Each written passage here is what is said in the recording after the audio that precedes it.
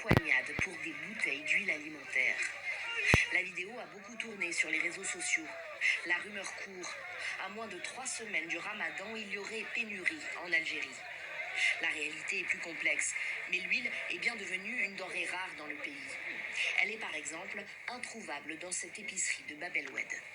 L'huile a disparu des étals, je ne sais pas pourquoi. Peut-être à cause des gens qui font les gâteaux traditionnels pour le ramadan et qui en profitent pour faire des réserves. Ce que je sais, c'est que l'huile a disparu soudainement et que ses prix se sont envolés. Nous sommes à la veille du ramadan, qu'allons-nous faire? Acheter de l'huile, de l'eau minérale, ou payer les factures d'eau et l'électricité? On ne sait pas quoi faire. Selon les autorités et le groupe Cévital, l'un des plus grands producteurs d'huile du pays, les stocks sont bien suffisants.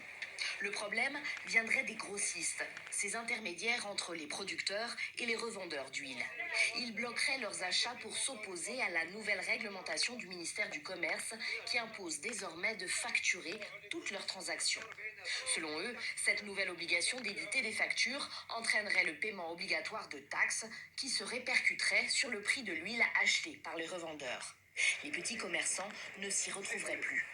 Comment faire si je dois maintenant acheter à mon grossiste une bouteille de 5 litres à 600 dinars, même si je la vends à 650 ou 700 dinars?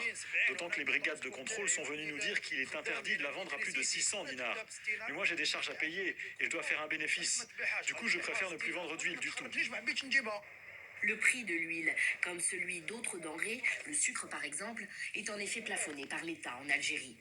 Faire ses courses est devenu un casse-tête pour les ménages, qui font aussi face à une hausse généralisée des prix de nombreux autres produits alimentaires ces derniers mois.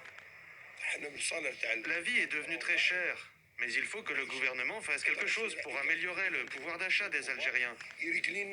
Pourquoi ils n'augmentent pas les salaires? 20 000 dinars par mois, ce n'est rien, ça ne suffit pas pour vivre.